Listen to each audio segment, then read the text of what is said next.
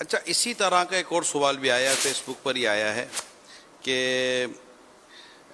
مولا مشکل کشا حضرت علی کے تحفے، یعنی یوں سوال آیا ہے، اے اللہ مولا مشکل کشا حضرت علی کے طفیل ہماری مشکل آسان فرما، یہ دعا کرنا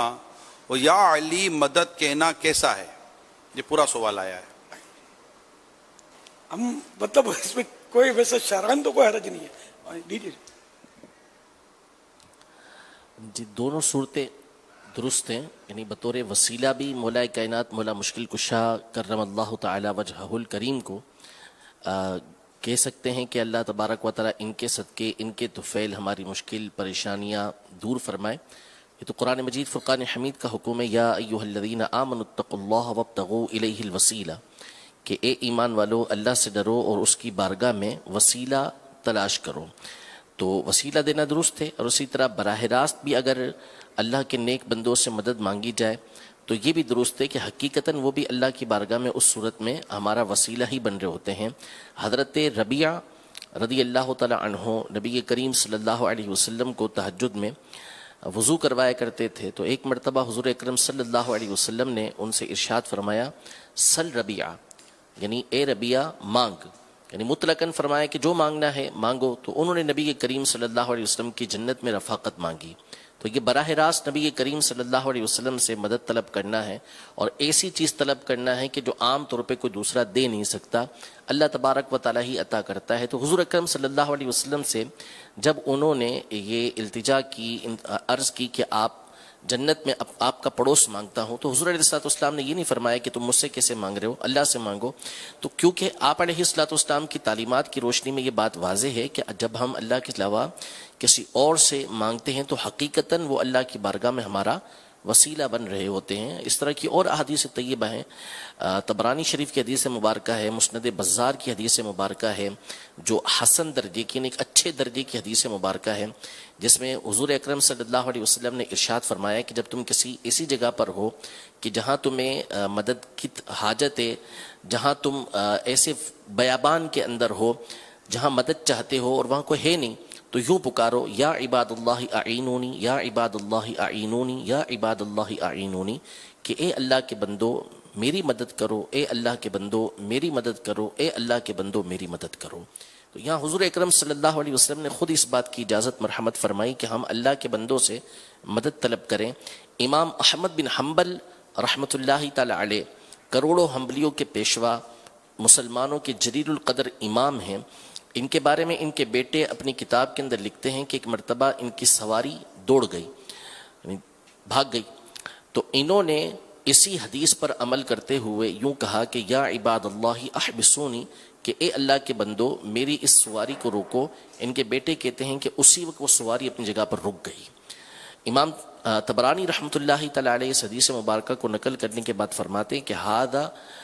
عمل مجرب، ھذا امر مجرب، یہ ایک ایسی چیز ہے کہ جب ہم اللہ کے بندوں کو پکارتے ہیں اور مصیبت و پریشانی دور ہوتی ہے، جو تجربہ شدہ ہے، یعنی تجربہ کیا گیا ہے اور ایسا ہی ہوتا ہے۔ تو اسلاف کے واقعات بھی ہیں، قرآن کی آیات بھی ہیں، احادیث طیبہ بھی موجود ہیں کہ جس میں اللہ کے نیک بندوں سے جب مدد طلب کی جاتی ہے تو وہ حقیقتاً اللہ کی بارگاہ میں ہمارا وسیلہ بن رہے ہوتے ہیں، اور وسیلے کا حکم خود ہمارے رب عز و جل نے ارشاد فرمایا ہے۔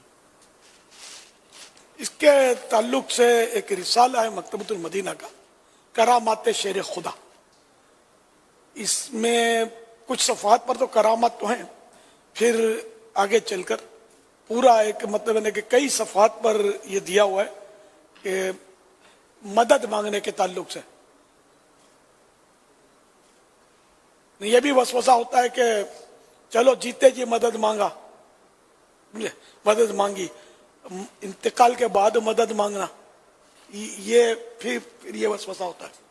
تو اس کا بھی آپ اس میں، اس کا جواب اس میں ہے، اس رسالے میں ارشاد فرمائیں۔ اس میں بھی بہت ساری احادیث طیبہ موجود ہیں، جیسے جنگ یمامہ کا یہ واقعہ موجود ہے جو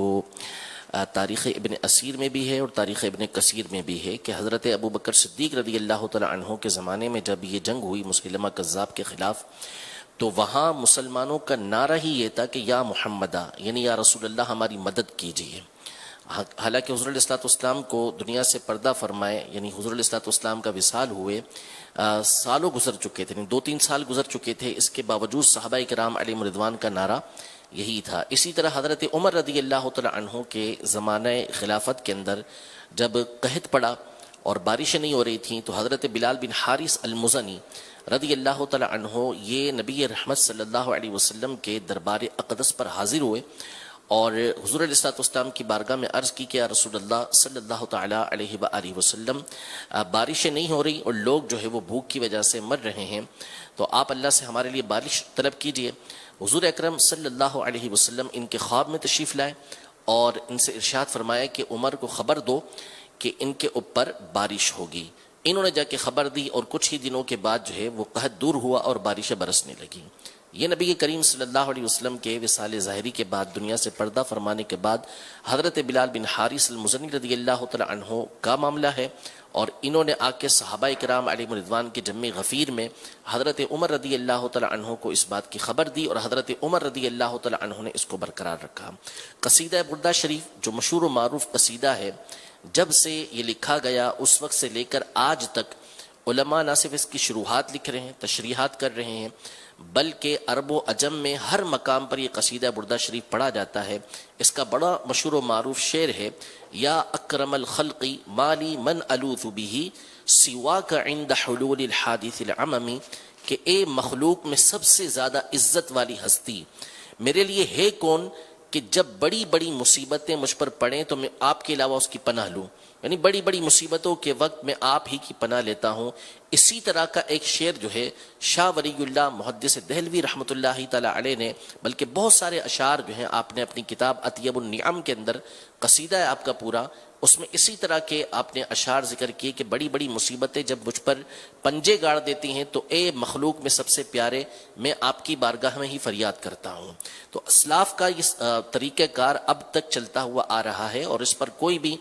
جو علم والا ہے، جس کو اللہ نے علم کا نور عطا کیا ہے، کبھی اس پر اعتراض نہیں کرتا۔ سبحان اللہ، سبحان اللہ۔